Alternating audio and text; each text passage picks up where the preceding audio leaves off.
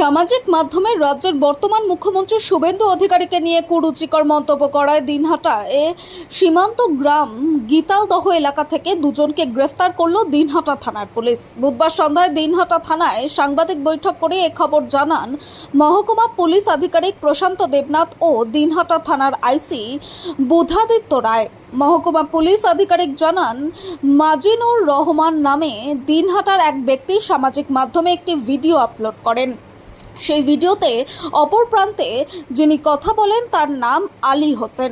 এরা দুজন বর্তমান মুখ্যমন্ত্রী শুভেন্দু অধিকারীকে নানা রকম কুরুচিকর মন্তব্য ছাড়াও নানাভাবে থ্রেট করে সেই ভিডিও আপলোড করেন।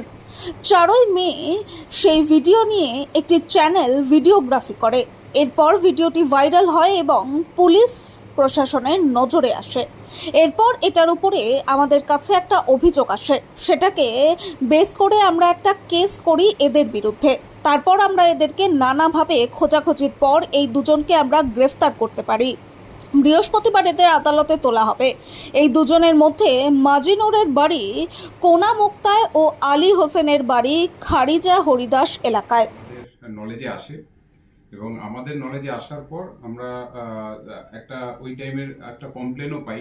সেই কমপ্লেনের উপর বেস করে আমরা একটা কেস করি এদের এগেনস্টে এবং তারপর তাদেরকে দুদিন অনবরত রেড করার পর বিভিন্ন জায়গায় আজকে আমরা সাকসেসফুলি দুজনকে অ্যারেস্ট করতে পারি এবং দুজনকে কালকে কোর্টে ফরওয়ার্ড করা হবে। স্যার, বাড়ি কোথায় রয়েছে?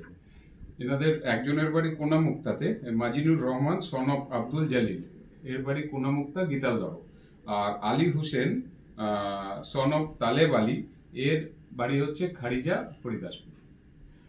তো আগামীতে যাতে এই ধরনের কেউ অপপ্রচার না করেন, তো সেই ক্ষেত্রে কি ব্যবস্থা নিয়েছে? সেই ক্ষেত্রে আমরা এই আপনাদের মাধ্যমে সকলকে একটা দিতে চাই, বার্তা দিতে চাই যে কেউ কারোর সম্বন্ধে সোশ্যাল মিডিয়ায় অকথ্য ভাষায় গালিগালাজ হোক, ইনসাল্টিং হোক, রিলিজিয়াস সেন্টিমেন্ট নিয়ে হোক কোনো ভিডিও প্রকাশ করবেন না। এখানে সকলে সহাবস্থান করুন, কিন্তু কেউ কারোর ধর্মীয় আবেগ থেকে শুরু করে পার্সোনাল অ্যাটাক এসবের থেকে বিরত থাকুন। যদি এইসব কাজ আপনারা কেউ করেন তাহলে আপনাদের এগেনস্টে আইনত যতটা স্ট্রিক্ট অ্যাকশন নেওয়া যায় আমরা নেব।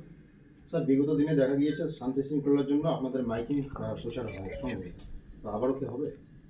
হ্যাঁ, আমরা তো এটা একটা কন্টিনিউয়াস প্রসেস। আমরা ইদানিং দেখবেন প্রত্যেক থানায় থানায় নানান রকম যারা রিলিজিয়াস মন্দির মসজিদ এসব সংগঠনের আছে তাদেরকে ইনভাইট করছি। তারপর আজকে বিএসএফ এর সাথে মিটিং হয়েছে, সাধারণ মানুষের সাথে মিটিং হয়েছে।